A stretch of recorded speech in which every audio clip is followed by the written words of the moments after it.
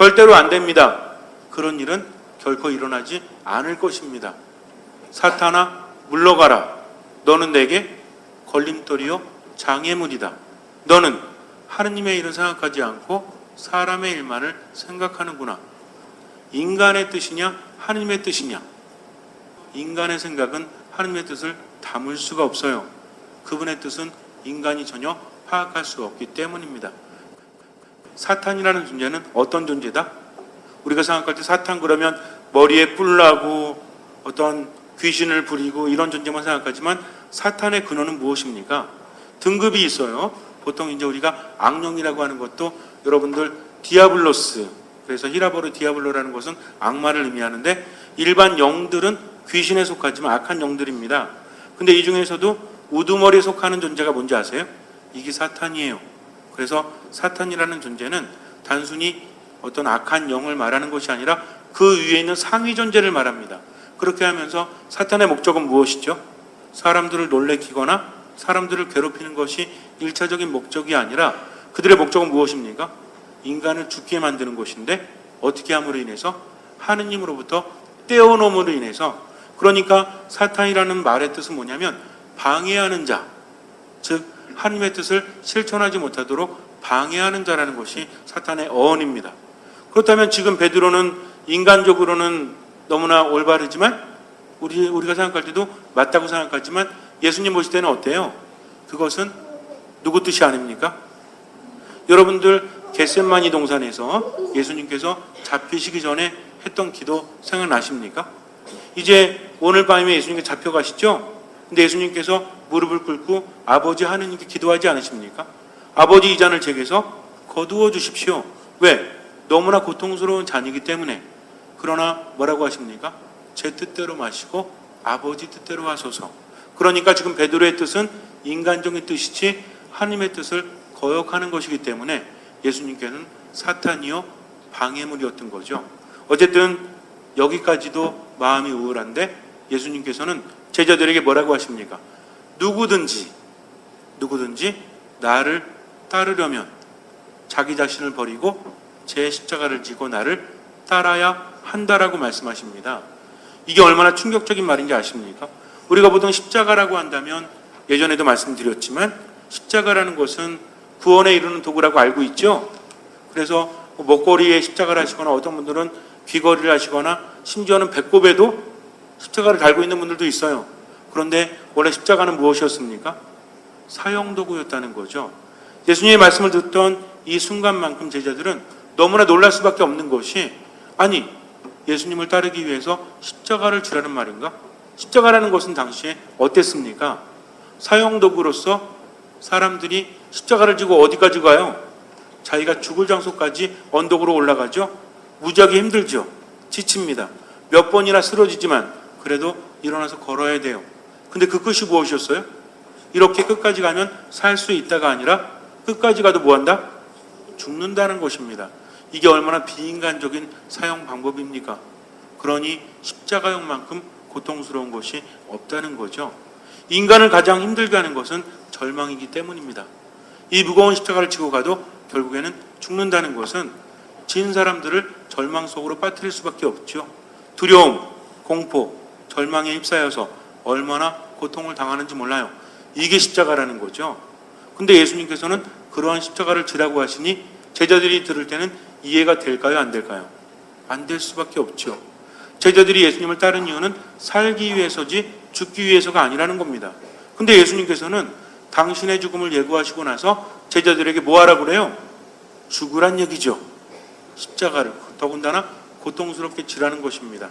그러니 우리 마음도 심란할 수밖에 없어요. 왜?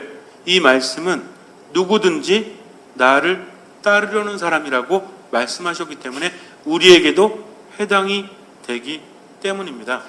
그러니까 신앙을 가진 사람은 뭐 해야 돼요? 죽어야 돼요. 십자가를 져야 한다는 겁니다. 그러시겠습니까? 한 분은 그러시겠다고 했어요. 그래서 그러면 이제 어떻게 해야 되나 해서 가끔 그런 해외 토픽이 나기도 하죠. 어떤 사람이 진짜 못을 박죠?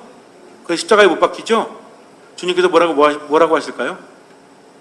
미친놈 이러실지도 몰라요. 왜? 그 뜻을 제대로 이해하지 못하기 때문입니다. 예수님께서는 인간을 너무나 사랑하신 나머지 인간이 되셔서 인간을 대신해서 죽으셨습니다. 십자가에 못 박히시면서 너희도 나처럼 못으로 못 박으란 이야기가 아닙니다. 이걸 제대로 이해하지 못하면 이미 값은 주님께서 치르셨다는 거죠. 여기서 십자가를 진다는 것은 다른 의미가 되어야 돼요. 그것을 알기 위해서는 죽음에 대해서 이해를 해야 되는데 예수님의 그 말씀을 들어보면 뭐라 그래요? 자기 목숨을 살리려고 하는 사람은 잃을 것이요 나 때문에 목숨을 잃는 사람은 살 것이다 라고 말씀하십니다. 즉사, 사즉생, 생즉사, 필사즉생, 필생즉사 많이 들어보셨죠? 요즘에 이순신 장군 영화 그거 뭐죠? 제목이? 예, 보셨어요? 보신 분 손 들어보세요. 봤어요? 그래요. 1600만 명이 넘었다고 하죠? 우리나라 인구 중에 몇 명이 본 거예요? 몇 명당 한 명꼴로 본 거죠? 3명당 한 꼴로? 한 명꼴로? 보신 분 손 들어보세요. 손 내리시고 안 보신 분. 뭐죠 이게? 아니 안 보, 3명당 한 명꼴이라는데 모두 우리나라 국민이 아니십니까? 그거 보면 이순신 장군이 뭐라고 합니까? 바로 외치죠.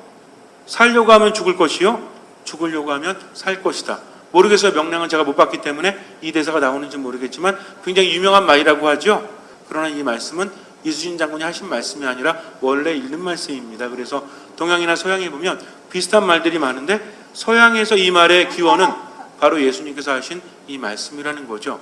좀 이상하지 않습니까? 죽으면 살 것이요 살면 죽을 것이다. 생문이 사문이요 사문이 생문이라는 거죠. 이것이 말장난도 아니고 그렇다면 첫 번째 말하는 죽음과 두 번째 말하는 죽음은 같다는 이야기입니까? 아니면 다르다는 이야기입니까? 자, 죽으려고 하는 사람은 살 것이요 살려고 하는 사람은 죽을 것이다 라고 한다면 첫 번째 말한 죽음과 두 번째 말하는 죽음은 같은 거예요? 다른 거예요? 분명히 다른 거죠. 이걸 우리가 잘 이해해야 됩니다. 어떤 사람이 혈액암 진단을 받습니다. 말기래요. 그래서 더 이상 손을 쓸 수 없다고 합니다. 이 사람은 현대의학으로 고칠 수 없기 때문에 이제 죽는 일만 남은 거죠. 그런데 사람들에게 자기 죽음을 알리고 싶지 않았어요. 그래서 지리산으로 올라갑니다. 그리고 계속 걸었어요. 이러다가 쓰러져서 죽겠지 하면서 눈만 뜨면 걷기 시작을 합니다. 조금 먹고 또 걷습니다. 잠을 자다가 일어나면 또 걷기 시작해요. 너무나 힘들었지만 그래도 내가 죽으려고 왔으니 죽을 때까지 걸어야 되겠다.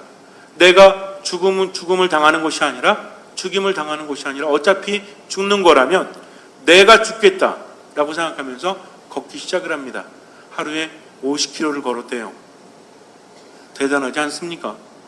50km를 평지를 걷는다는 것도 쉽지 않죠. 제가 일주일에 한 2-3번 정도 여기 어디죠? 칠보산 저쪽에 우리 교회 묘지 있는 데 있죠? 부수동경당에서 관리하는데 거기가 당수공원 묘지라고 하죠. 그 묘지부터 당수 묘지부터 칠보산까지 왔다 갔다 하면 8km 정도 걸려요. 산이 완만하기 때문에. 그리고 그늘이 많이 져서 일주일에 2-3번 가려고 노력하는데 왔다 갔다 하면 빨리 걸어도 2시간이 훨씬 넘습니다. 왜냐면 산길이기 때문에 그래요. 일반적인 길도 보통 성인들이 1시간에 4km 간다고 하죠. 그러면 하루에 50km를 더군다나 무슨 산이에요? 지리산입니다. 가보신 분 아시겠지만 지리산이 쉽지 않아요. 그런데 거기를 50km를 걸었다는 것은 무슨 얘기예요? 의식이 있는 한 걸었다는 거죠. 엉덩이를 땅에 대지 않았대요. 그러면 죽음을 당할 것 같아서 내가 죽겠다 하면서 걸었다고 합니다. 그렇게 6년이 지났대요. 근데 병원에 갔더니 모든 암세포가 사라졌다고 합니다. SBS인가? 다큐 스페셜인가? 거기에서 산의 치유력에 대해서 알아보면서 암 환자 3분이 나오셨죠? 근데 산에 가기 시작하면서 다 치유되었다고 하지 않습니까? 그래서 그 일본에 있는 대학에서 실제로 연구를 해봤어요. 왜 산에 간 사람들이 그렇게 치유가 될까를 했더니 일반 사람들을 대상으로 연구를 해본 결과 2박 3일 동안 산에 있다가 오게 했대요. 그리고 나서 이제 검사를 했더니 NK세포가 놀랍게 늘어났다고 합니다. NK세포 들어보셨어요? 내추럴 킬러라고 해서 암세포를 잡아먹는 세포죠? 이런 것들이 우리 안에 있다고 합니다. 근데 이것이 어디 가면 활성화된대요? 산에 가면. 그래서 요즘에 보면 산에 항균 효과가 있다, 산에 치유력이 있다, 이런 얘기 많이 들어보셨죠? 그래서 산에 가면은 엄청나게 많은 치유 효과가 있다라고 해서 많은 사람들이 산에 갑니다. 실제로 산에 간 분들이 많이 건강을 되찾는 경우를 많이 목격하기도 해요. 어쨌든 산에 가면 많은 사람들이 건강을 되찾는데 그 이유가 무엇일까요? 산은 치유력을 가지고 있다는 것은 밝혀졌지만 무엇 때문인지는 아직은 몰라요. 어떤 사람은 산에 가면 근심 걱정이 사라지고 냄새가 좋고 또 산소가 맑기 때문에 스트레스가 없어지니까 그렇다라고 말하지만 이것도 정확히 밝혀진 것은 아니에요. 그러나 중요한 것은 산에 가면 무엇이 있다? 치유력이 있다는 거죠. 저는 이렇게 생각을 해요. 어차피 밝혀지지 않았기 때문에 제 마음대로 말해도 반박할 여지는 없는 거죠. 근데 나름 근거는 있다고 생각합니다. 왜냐하면 산이라는 곳은 웬만하면 변하지 않는 곳이죠. 우리가 보통 어릴 때 살던 동네에 가면 개발을 많이 하니까 변하지 않습니까? 우리나라는 개발을 너무나 많이 해서 문제인 것 같아요. 여러분들 가끔 어릴 때 살던 데 가보셨어요? 안 변했다 그러면 여기 뭐예요? 오지란 이야기입니다. 오지가 아니면 대부분 변했어요. 그러니까 참으로 안타까울 때도 많아요. 근데 어디는 안 변해요? 산은 안 변합니다. 아예 없어지는 경우는 있죠. 얕은 산은 변하기도 해요. 그러나 깊은 산은 변하지 않아요. 혹시 지리산이라든지 설악산이라든지 이런 데 가보시면 아시겠지만 옛날에 그곳이나 지금 그곳이나 비슷하지 않습니까? 이렇게 산은 변하지 않아요. 그리고 예부터 산이라는 곳은 누구를 만나는 곳입니까? 땅꾼을 만나는 곳이에요. 산은 누굴 만나죠? 하느님을 만나는 곳입니다. 그래서 모세도 시나이 산에서 하느님께 식계를 받았죠. 엘리야를 포함한 다른 예언자들도 하느님을 산에서 만납니다. 그리고 예수님께서는 모든 일과를 마치신 다음에 어디로 가셨어요? 산에 가서 누굴 만나십니까? 아버지를 만나서 일치하는 시간을 가지셨다는 거죠. 그래서 성경에서 산이라는 곳은 어떤 곳이에요? 하느님이 나타나시는 곳, 하느님을 만나는 곳입니다. 공교롭게도 프란치스코 성인이나 이런 분들 봐도 이태리 가도 산이 굉장히 많습니다. 그래서 아시시나 이런 데 가서도 마찬가지예요. 산이 굉장히 우거져 있기 때문에 그곳에서 하느님을 만나는 분들이 많고, 유명한 수도원들은 거의 대부분 어디 있어요? 산 속에 있죠. 우리 피정의 집 같은 경우에도 어디 가면 기도가 잘 돼요? 산에 가면 기도가 잘 되지 않습니까? 그래서 산이라는 곳은 우리가 치유받는 곳, 마음의 안정을 이루는 곳, 하느님을 만나는 곳이기 때문에 그러지 않을까라는 생각을 해봅니다. 믿거나 말거나 해요. 근데 체험으로 느낄 수 있기 때문이죠. 근데 어쨌든 이 사람은 지금 산에 가서 죽으려고 그랬죠. 그러나 결과는 무엇이었습니까? 살았다는 이야기입니다. 여기서 알 수 있는 것은 능동적인 죽음과 수동적인 죽음을 나눠볼 수 있다는 얘기예요. 당하는 죽음과 선택하는 죽음이 있습니다. 그럼 예수님께서는 죽으려고 하는 사람은 살 것이요 살려고 하는 사람은 죽을 것이다 라고 말씀하셨을 때, 죽으려고 한다는 것은 수동적인 것입니까? 능동적인 것입니까? 능동적인 거죠. 선택적인 거죠. 내가 죽음을 선택하는 겁니다. 그랬더니 결과는 뭐예요? 살게 되었다는 거죠. 근데 살려고 했더니 죽을 것이다. 이것은 능동적인 거예요? 아니면 수동적인 거예요? 당하는 죽음, 수동적인 죽음을 말한다는 거죠. 예수님께서 십자가를 지라고 하시는 것은 죽임을 당하라는 것이 아니라 스스로 알아서 죽으라는 이야기입니다. 이거를 제대로 이해하지 못하면 안 되는데, 등산 이야기가 나왔으니 등산에 대해서 말씀을 드리는데, 마라톤에서도 데드포인트라는 곳이 있죠. 우리가 일명 사점이라고 하지 않습니까? 등산에서도 데드포인트가 있을 것 같아요? 없을 것 같아요? 마라톤 하다 보면, 혹시 마라톤 해보신 분 손 들어보세요. 아까는 몇 분 계시네요. 마라톤 하다 보면 데드포인트가 오죠. 8km 지점, 20km 지점 이렇게 온다고 하는데, 데드포인트가 오면 어떻게 됩니까? 죽을 것 같죠? 숨이 헐떡헐떡거리고 머리는 어지럽고 주저앉고 싶고, 그럴 때 멈추면 어떻게 돼요? 이 데드포인트를 넘어서지 못해요. 그 순간에 몸은 뭘 요구합니까? 쉬라는 거죠. 너 이러다 죽을지도 몰라 하면서 죽음의 위협까지도 느낀다고 합니다. 근데 등산에도 데드포인트가 있대요. 그래가지고 완만한 산 말고 좀 이렇게 가파른 산을 올라가다 보면 30분부터 1시간 사이에 반드시 온다고 합니다. 근데 이때 어떻게 해야 돼요? 힘들다고 그래가지고 배낭 내려놓고 앉아서 그냥 쉬면 어떻게 돼요? 퍼져가지고 못 올라가요. 아니면 올라가면서 제2차 데드포인트를 맞이합니다. 요게 왔을 때 등산 잘하는 분들이 초보자한테 뭐라 그래요? 다 왔으니까 참으라고 그러죠? 산에서 하는 거짓말들 있죠? 얼마 남아서 다 왔대. 3시간 지나고 나서 또 다 왔대. 그러니까 희망을 주면서 참으라고 합니다. 그러면 처음 간 사람 그 말만 듣고 가죠. 약수터 200m 이렇게 써 있으면 몇 시간 있다 나와? 한 3시간 있다 나와요. 산에서 200m는 절대로 믿으면 안 돼요. 근데 왜 그렇게 써놨을까요? 희망을 가지라고. 그러면 솔직히 말하면 힘들어 죽겠는데 옆에 있는 사람이 얼마 남았어요? 그랬더니 7시간 더 가야 돼. 그럼 어떻게 해요? 바로 쓰러질지 몰라요. 그러니까 그 순간을 넘기기 위해서 거짓말을 합니다.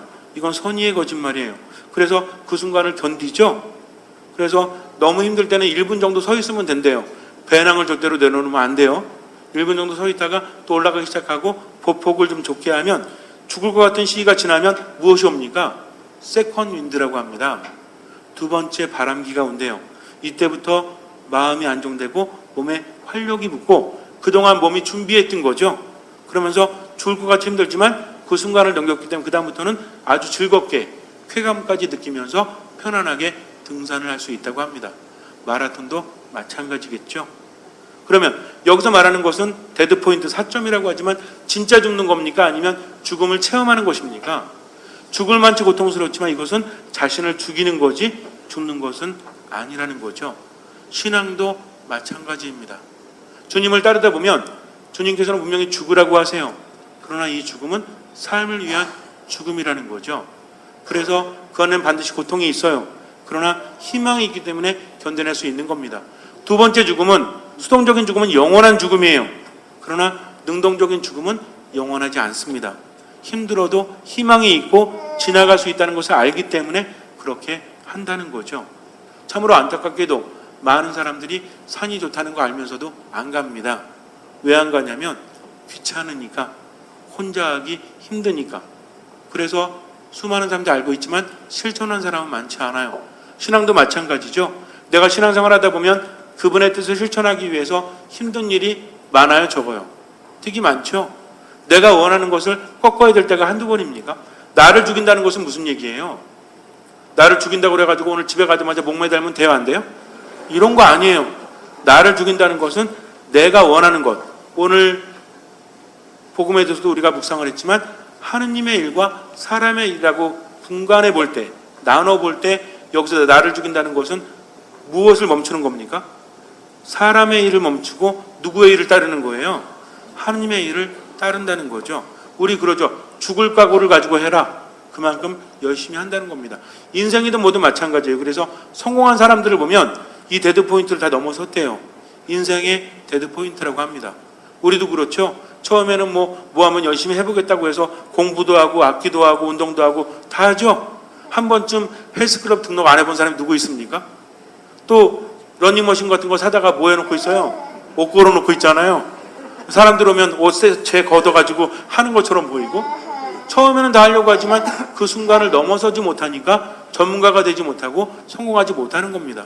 하느님께서 만드신 세상이 이런 법칙에 의해서 돌아간다면 신앙도 마찬가지라는 거죠. 반드시 따라야 됩니다.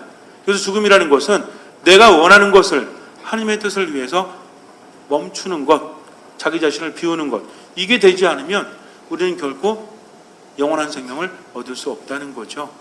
영원한 생명이라는 것은 추상적인 것이 아니에요. 아주 구체적입니다.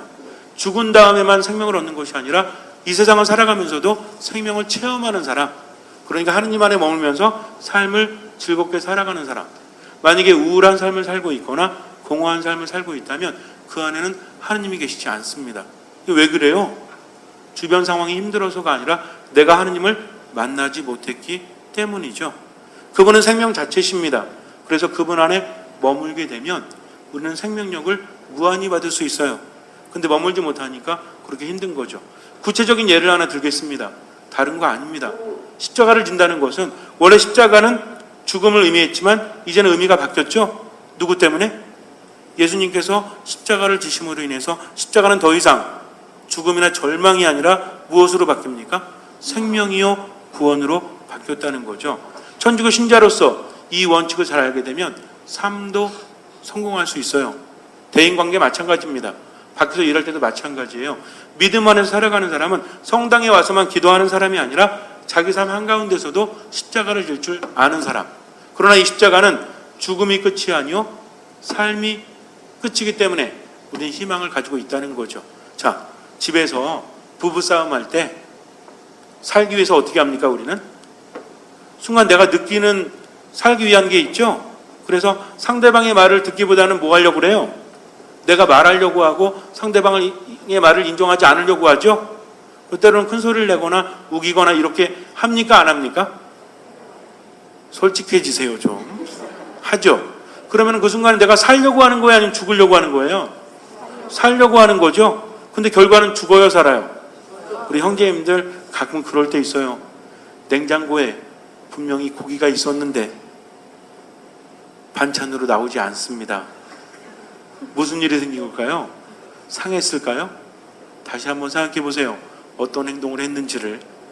그래서 가끔은 아내에게 내가 잘못한 게 없어도 사과할 수 있는 것이 사랑이 있는 거죠. 주님께서 뭐라고 하십니까? 누구마저도 사랑해래요? 원수마저도. 근데 부부지간에 그렇게 따지고 들어야 됩니까? 이기면 뭐 삶 좀 나아집니까? 그런 거 아니잖아요. 그런데도 우리는 왜 자꾸만 내가 우겨대고 인정하지 않고 그러죠? 뭐 때문에 그래요? 자존심 때문에 그렇죠. 자기를 죽인 겁니까? 안 죽인 겁니까? 안 죽인 거죠. 그러나 그 순간에 비록 기분이 나쁘지만 그래도 자신을 누르고 미안해. 내가 잘못했어. 그러니까 상대방은 또 뭐라 그래? 미안한 줄 알면서 왜 했어? 그래서 뭐라 그래요? 내가 미안하다고 얘기했는데 나한테 이런 식으로 말하면 안 되지. 이렇게 하면서 또 화를 낸다면 그 사람은 자기를 죽인 겁니까? 아니면 덜 죽인 겁니까? 덜 죽여서 그래요. 완전 죽여야 돼요. 그래서 상대방이 무슨 말 하든지 간에 내 자신을 꺾으면 그러면요 냉장고에 없던 고기가 반찬으로 나오기도 해요. 그러니까 죽으려고 했는데 결과는 뭐가 된 거예요? 산게 된 겁니다. 가끔은 내 안에서 울컥하는 거 있죠? 확 치미는 거 있어요.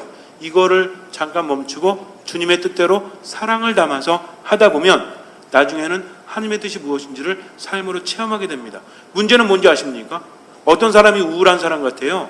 제가 우울증 환자들 만나서 상담하다 보면 자기 마음대로 사는 사람들이 우울증이 더 많아요. 되게 이상한 게 뭐냐면 맨날 짓눌리고 억압받고 이런 사람들이 많을 것 같죠?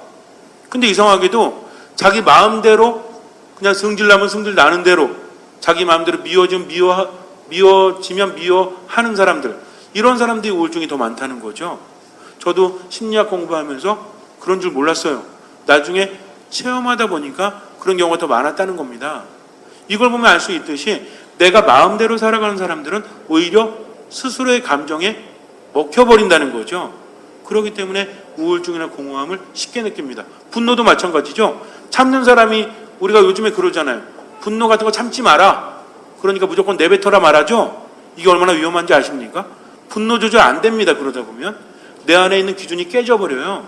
그리고 예를 들어서 참지 말고 분노하라고 그래가지고 배우자한테 욕하고 때려부시고 그랬다고 보세요. 그러다가 내 마음이 이렇게 좀 사그러들어서 이제 좀 평온해지죠? 그럼 그때부터 누가 상처받아? 여러분들이라면 배우자가 나한테 욕하고 물건 때려부시면 참을 수 있습니까? 그때부터는 나만의 문제가 아니라 우리들의 문제가 된다는 거죠. 그래서 더 심각해집니다. 저는 말합니다. 화난다고 해서 무조건 화내지 마세요. 우선 걸으십시오. 정말 중요한 것은 상대방이 내 뜻을 들어주는 거지 일방적으로 화내는 것이 아니지 않습니까? 그래서 시중에서 검증되지도 않은 책 가지고 마치 심리적으로 대단한 것처럼 하는 책들 있죠? 이런 거 다 말도 안 되는 겁니다. 괜히 거기 여러분들 휘말렸다가 나중에 몸 버리고 마음 버려요. 그러니까 기본적으로 무엇이 있어야 된다? 저는 여러분께 말합니다. 모든 우울증 치유될 수 있어요. 마음의 병들 치유될 수 있습니다. 그 어떤 심리서적도 완전하고 그리고 완벽한 방법은 제시하지 못해요. 그러나 저는 여러분에게 제시할 수 있어요. 왜? 제 이야기가 아니라 전능하신 하느님께서 말씀하셨기 때문입니다. 무엇일까요? 주님의 계명을 지킨다는 것, 나를 위해서 목숨을 바친다는 것은 주님께서 그렇게 말씀하셨다는 것은 한 가지입니다. 무엇을 실천하기 위해서 목숨을 바치는 사람? 이게 뭘까요? 사랑이죠, 사랑. 즉 사랑이 없으면 나는 아무것도 아니고 사랑은 치유력을 가지고 있다는 거죠. 주님의 계명을 다 잘 지키는데 사랑이 없다? 그 사람은요 그냥 종교주의자예요. 이 사람은 신앙 있는 사람이 아닙니다. 잘 몰라. 교리도 모르고 성경도 몰라. 근데 사랑해. 그럼 누가 계신 거예요? 하느님께서 함께 하시죠. 내가 배우자에게 참아주는 것도 내가 잘못해서가 아니라 무엇이 있기 때문입니까? 사랑이 있기 때문에 자존심도 버릴 수 있다는 거죠. 자존심 강하면 이 사랑을 마음속에 있는데 실천하기가 어렵다는 거죠. 그래서 예수님께서 말씀하시는 죽으라는 것은 누굴 죽이라는 겁니까? 내 안에 있는 욕구를 죽이라는 얘기예요. 모든 욕구를 죽이라는 게 아닙니다. 뭐가 없는 욕구?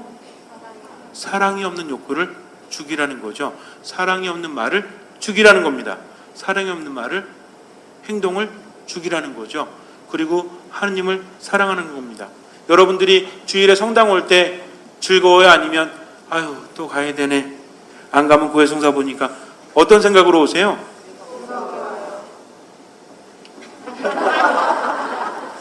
대답을 다 하세요. 가끔은 오기 싫죠? 놀러 가고 싶고 하루 종일 잠자고 싶죠? 그러나 하느님 안에 머물면 마음이 어떻게 됩니까? 여러분들 성당에 올 때 그냥 오지 마세요. 준비하고 오십시오. 오늘 주님께서는 어떤 말씀을 내 안에 주실까 하면서 제가 여러분에게 옮겨드리는 말씀은 그냥 옮겨드리는 겁니다. 듣고 나서 그거를 소화는 누가 시켜야 돼요? 여러분들이 시켜야 돼요. 하느님의 말씀을 잘 이해하면 삶도 달라지기 때문이죠. 나를 위해서 목숨을 바치는 사람은 살 것이다라고 주님께서 말씀을 하십니다. 죽으십시오. 그러나 잘 죽어야 돼요. 잘 죽어야만 제대로 살 수 있기 때문입니다. 죽도록 힘들어요. 그러나 이 데드 포인트가 지나고 나면 어떻게 돼요? 그 다음에 세컨 윈드가 아니라 우리에게는 어떤 바람이 옵니까? 제2의 바람이 아니라 춤바람? 맞바람? 신바람이 와요. 이 신바람은 뭡니까? 성령의 바람이라는 거죠. 성령의 도우심이 없이는 아무것도 할 수 없기 때문입니다. 잠시 눈을 감으세요. 십자가를 지라 하십니다. 이것은 죽음이죠. 그러나 십자가 자체는 고통이지만 예수님으로 인해서 구원의 도구가 되었습니다. 두려워하지 마십시오. 한 가지만 생각하세요. 사랑이 없으면 아무것도 아니라는 것을. 나의 자존심 버리십시오. 때로는 사랑이 없는 욕구도 버리십시오. 그러나 우리 나약함을 인정하십시오. 주님의 도우심을 청하십시오. 기도와 말씀 가운데서, 이 미사 가운데서 그렇게 조금씩 노력하십시오. 신앙은 내가 하는 것이 아니라 얼마나 맡기느냐에 따라서 달라집니다. 때로는 참혹하리만큼 나의 나약함 때문에 마음이 무너지지만 괜찮아요. 그래도 맡기십시오. 기도와 말씀 가운데 온전히 머무십시오. 주님께서는 그 믿음을 보시고 우리 삶에 놀라운 기적을 일으켜 주실 것입니다. 아멘.